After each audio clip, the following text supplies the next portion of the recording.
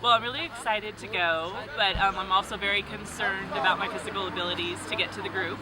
So I have lots of water. I'm hiring a porter. I've got my little thing to keep my neck cool, and I'm excited. That's The gorilla trekking is really very challenging. It can be a challenging exercise, but it can also be very easy for some of you. It may take a few minutes, but it may also take a couple of hours, depending on where the gorillas were left previous day.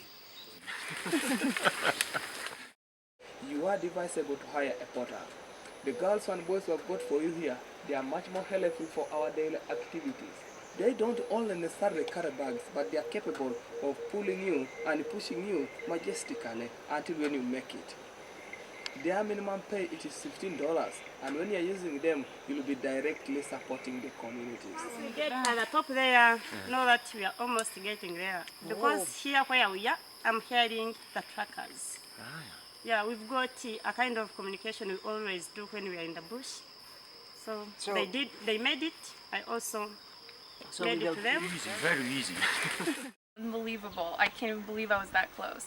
So the other thing that was really amazing to me was how much they're like humans, and I could just feel, it felt so natural to be around them because it just felt like we were like one another.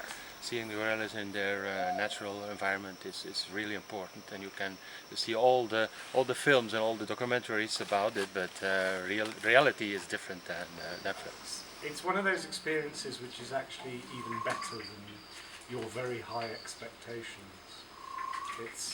It's like seeing a lot of wildlife experiences. I think that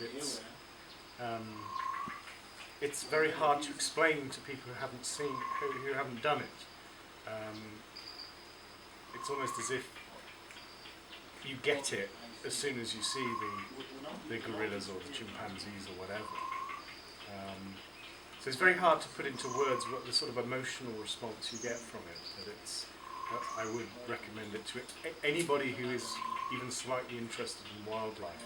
So anybody who's thinking, well, you only really need one day because, you know, how many times can you see a gorilla? I would say that that's absolutely not the case. It's a totally different experience. The hike to get there was totally different, and the guide was totally different. The emphasis with the guide was very different. And then, you know, on one day we were mostly spending time with the silverback, and on today we spent mostly time with babies. Thank you very much, and take it very easy.